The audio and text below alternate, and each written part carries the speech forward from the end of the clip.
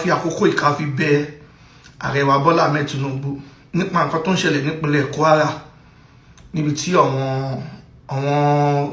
ẹlẹ́sìn jàgídíjàgan ẹlẹ́sìn Islam tí wọ́n dẹ̀ pa àwọn èèyàn 176 wọ́n dé wọn sẹ́yìn wọ́n dẹ̀ pa wọn. Ẹ máa ráwòrán yẹn náà lókè bí wọ́n ṣe pa àwọn èèyàn tí wọ́n dẹ̀mí wọn légbodò wọ́n sọ ọwọ́ wọn sẹ́yìn wọ́n ní àwọn fẹ́ lo ṣìríà wọ́n ní wọn dẹ̀ tún ṣe Islam dáadáa wọ́n jólé ọba wọ́n pa ọmọdé pa àgbà pa obìnrin wọ́n kọ́ àwọn obìnrin mí náà lọ. Ààrẹ abẹ̀yìn lákòókò ìbí akẹ́báwa declare state of emergency ní Kwara state torí a ti rí pé ẹni tó jẹ́ gómìnà Kwara state olórí burúkú ayé àtọ̀run ni àti emir tó wà ní Kwara state yẹn Sulu Gambari ó ti ṣòfò ayé àti ọ̀run torí àwọn ni wọ́n ń ṣiṣẹ́ tí wọ́n jọ ń ṣiṣẹ́ pẹ̀lú àwọn agbésùnmọ̀mí tí wọ́n lọ pa àwọn èèyàn wa tó wà ní Kwara. Ṣé tá bá dẹ̀ dákẹ́ pé àwọn tí wọ́n pa kò kí ń ṣaré Èkó bí mi ṣe jọ́mọ Èkó tí wọ́n dákẹ́ pé wọ́n ń ṣará Ọ̀yọ́ bí wọ́n ṣe jọ́mọ Ọ̀yọ́ tẹ́lómìnà dákẹ́ pé wọ́n ń ṣará Ogun state bí wọ́n ṣe jọ́mọ Ogun state tí olúkálukú ń yọra ẹ̀ ṣé bọ́ ṣe máa pa àwọn èèyàn wa tán tá máa wò nìyẹn. Ààrẹ ẹ jọ̀ọ́ ẹ bá wa ṣe iṣẹ́ sí ìpínlẹ̀ Kwara state kẹ́ fún àwọn èèyàn wa tó wà ń bẹ̀ ní ìdáàbòbò. Ara àwọn kan tá a dìbò fún yín náà lélẹ́yìí a lè tún wá ní èèyàn ní mọ̀sán ká máa mú kíkan ẹ̀yin lẹ́wà ní ipò ààrẹ tẹ́jẹ́ bí bàbá sí wa ìyá ọdẹ lè má jẹ́ àwọn ọmọ Yorùbá wa kan tí wọ́n wà nípínlẹ̀ Kwara ká dákẹ́ ẹ bá wa. Ààrẹ ẹ jọ̀ọ́ ẹ bá wa declare state of emergency ní ìpínlẹ̀ Kwara. Ọmọ àlè Abdulrasheed tó wà ń bẹ̀ bí Abdulrahman olórí burúkú tó jẹ́ ọmọ àlè tó jẹ́ gómìnà nípínlẹ̀ Kwara kò mọṣẹ́ kò mọ èyí tó kù fún ẹ̀rí gbogbo ìròyìn yẹn ló wà ń bẹ̀ ojoojúmọ́ lọ́wọ́ ibi tí àwọn Yorùbá wà ló lọ́ pa wọ́n ṣe lọ pa ẹbí olórí burúkú ọmọ Abdulrahman tó jẹ́ gómìnà wọn ní bí abudu lórí burúkú ẹ̀jẹ̀ ẹrú yìí wọ́n ṣe lọ pa àbí kí wọ́n lọ pa mọ̀lẹ́bí àwọn Sùlù yẹn. So nǹkan tá à ń sọ fún yín pé àwọn aráàbí kankan ni wọ́n ń ṣiṣẹ́ pẹ̀lú àwọn agbésùnmọ̀mí gbogbo tí àwọn Yorùbá wà lọ́ti lọ pa wọ́n pa àwọn tó jẹ́ ọlọ́dẹ 12 tọ́tọ́ ẹ̀ṣẹ̀ wọ núùlù tó àwọn ọlọ́dẹ tó ń ṣọ́ọ̀lù tọ́tọ́ ẹ̀ṣẹ̀ lọ pa àwọn èèyàn núùlù wọ́n jólé ọba jólé òjòyè pa àwọn èèyàn.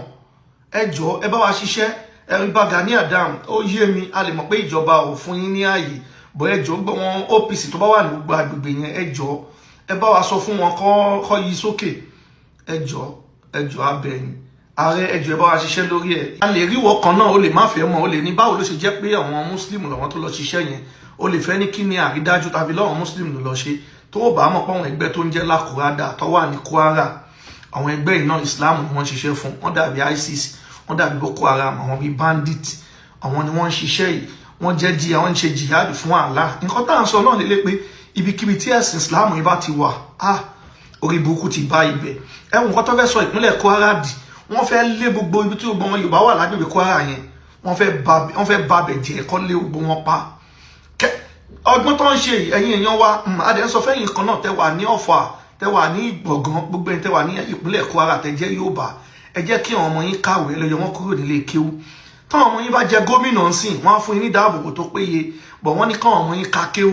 Àwọn tùbìrì tó wà ń lọrin àwọn Fúlàní tọ́jú ara lọrin mi ìṣòṣò àwọn ọmọ ọlọrin tọ́jú Yorùbá o wọ́n jẹ́ kọ́ ọmọ tí wọ́n kàwé àwọn wá ń jẹ gómìnà lẹ́yìn ní ilé máa ka gbogbo òlu tó wà ní agbègbè tẹ́ wà ní ìpínlẹ̀ Kwara state tẹ́ jẹ́ Yorùbá gbogbo yín pátá ẹ jẹ́ kọ́ ọmọ yín kàwé.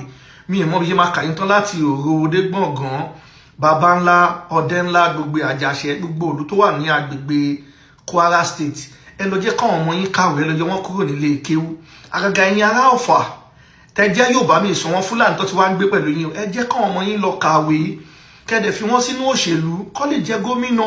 Ẹ̀wọ̀n kan táwọn ará Ìlọrin tí bá lára Ìlọrin àwọn Fúlàní tó wá bẹ́ẹ̀ ni tí bá lọ́mọ Ìlọrin ẹ̀yin Yorùbá tẹ́ ní Ìlọrin tẹ́ jẹ́ pé ẹ̀yin ló nílùú ni ẹ̀yin mọ̀ bá wí bọ̀ ẹ̀yin tẹ́ jọ́ ọmọ ìlú tẹ́ wà ń Ìlọrin náà ẹ̀yin Yorùbá ẹ kàwé kẹjẹ́ káwọn ọmọ yín bọ́ sípò gómìnà.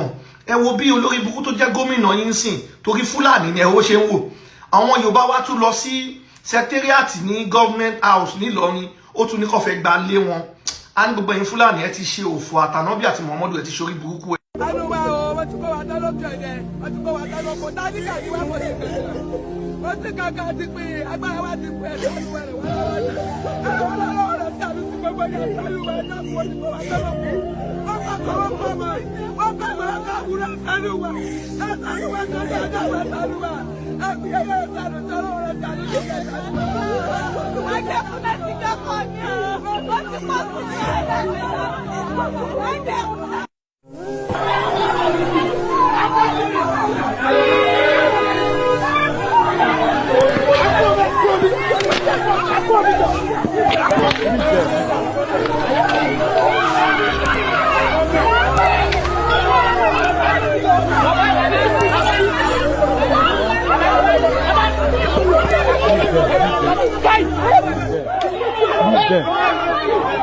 Leave there.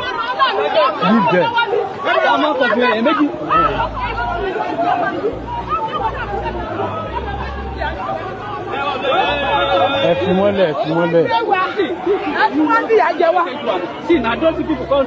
Baba, wah.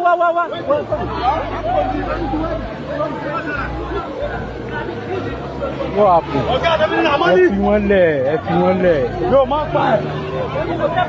Àti làkúrádà o, àtànábí o, àtàlá o, àti gọ́ọ̀nà olórí burúkú tó wà nílọrin, àti Sùlù lọrin, Sùlù Gàmbàrí, àti Sùlàìmọ́ Fàrúk, àti mọ́mọ́fà, ẹ ti ṣe òfò ayé, ẹ ti ṣòfò pẹ̀lánà bí yín. Àwọn làkúrádà ló pa àwọn èèyàn.